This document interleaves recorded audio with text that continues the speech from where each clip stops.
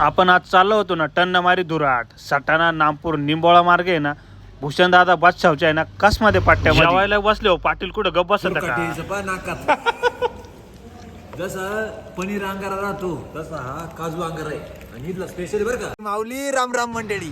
तर जे हरी माऊली राम राम मंडळी. आपण आज आहे ना धुंदे गावामध्ये पोहोचलो होतो. आपल्यावाले डाळिंब बागायदारीने रिस्टार आहे ना तुषार दादा रौंदळ यांच्या माळ्यामध्ये. तुषार दादा रौंदळ यांचे ना सर्व डाळिंबाचे प्लॉट फिरलंच होतो, पण त्यांच्या बरोबर आहे ना आयरणी भाषा सुद्धा आपल्याला आहे ना शिकायचा प्रयत्न केला, कारण आपल्याला आहे ना ह्या भाषेचं आहे ना कायम कौतुक आणि कुतूहलच राहिलेलं बरं का. तुषार दादाचे प्लॉट तर आहे ना वा पक्का भारीशे म्हणत आहे ना आम्ही गेलो पाटलाकडे आणि मग पाटील सुद्धा आहे ना आपण आज टाकलं होतं हबा म्हणजे पाटलाला तुम्ही इतके दिवस वेगळ्या रूपात पाहिलं होतं, आता थोडस वेगळं पाटील हबप झालंय. आता त्या बायाचा नाद करते तुम्ही द्या सोडून.